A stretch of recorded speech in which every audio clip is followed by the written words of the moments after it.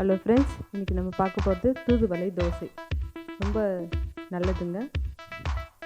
சளி இருமலுக்கெல்லாம் ரொம்ப நல்லதுங்க. மருத்துவ குணம் இதில் அதிகமாக இருக்குதுங்க. பாருங்கள், செடியிலேருந்து அப்படியே பறிச்சிட்டு வந்து நல்லா வாஷ் பண்ணியிருந்தாங்க. நான் ஒரு கைப்பிடி அளவுக்கு போட்டிருக்கேன். ஒரு 3 தோசை வர அளவுக்கு போட்டிருக்கேன்.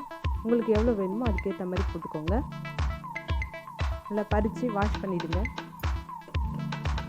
வாஷ் பண்ணிவிட்டு ஒரு பாத்திரத்தில் போட்டுக்கோங்க.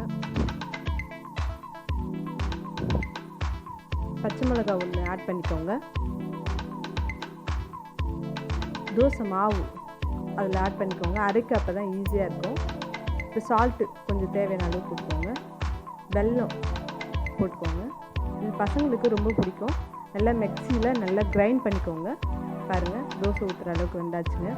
இப்போ என்ன பண்ணுங்கள், ஒரு தவா வச்சுக்கோங்க. தோசைக்கல் வச்சுட்டு நெய் விட்டு தோசை போட்டுக்கோங்க. தோசை போட்டுட்டு சிம்மில் வச்சுருங்க.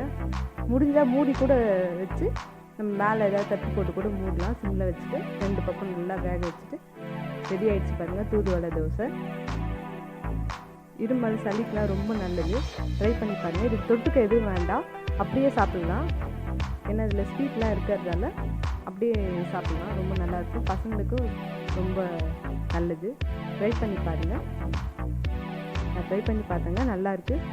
இந்த வீடியோ பிடிச்சிருந்தா லைக் பண்ணுங்கள், கமெண்ட் பண்ணுங்கள், ஷேர் பண்ணுங்கள், சப்ஸ்கிரைப் பண்ணுங்கள். தூதுவளை தோசை ரெடிங்க. தேங்க்யூ.